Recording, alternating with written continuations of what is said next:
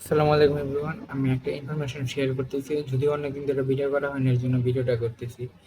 আমি ক্লাসে জুওলজি লেকচারের সময় ম্যাডাম একটা নিউজ দিয়েছিল যে অনেক সময় আমরা শুনি যে বাচ্চা হওয়ার পরে কান্না করে না কেন, বা কান্না করে কেন এরা অনেক কুসংস্কার হিসেবে মনে করতো যে শয়তানের চিমটি মারে, বা ওই পৃথিবীর পরিবেশে এরা খাপ খাওয়াইতে পারে না, এই জন্য কান্না করে।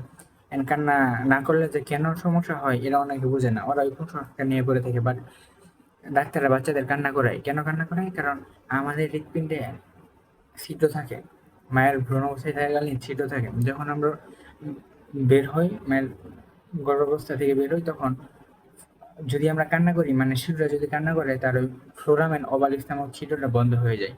আর যদি কান্না না করে, ছিদ্রটা থেকে যায়, পরবর্তীতে ওই শিশুর হার্টের সমস্যা হইতে পারে। আমরা অনেকে শুনি না যে হার্টের ছিদ্র, এই বাচ্চার হার্টের ছিদ্র, হার্ট অপারেশন করা লাগবে, ওপেন হার্ট সার্জারি করা লাগে।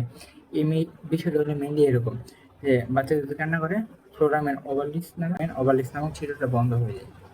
দেন এটাই, অনেকে এই বিষয়টা জানতেন না হয়তো, বা অনেকে জানতেন, তাও শেয়ার করলাম। আল্লাহ হাফেজ।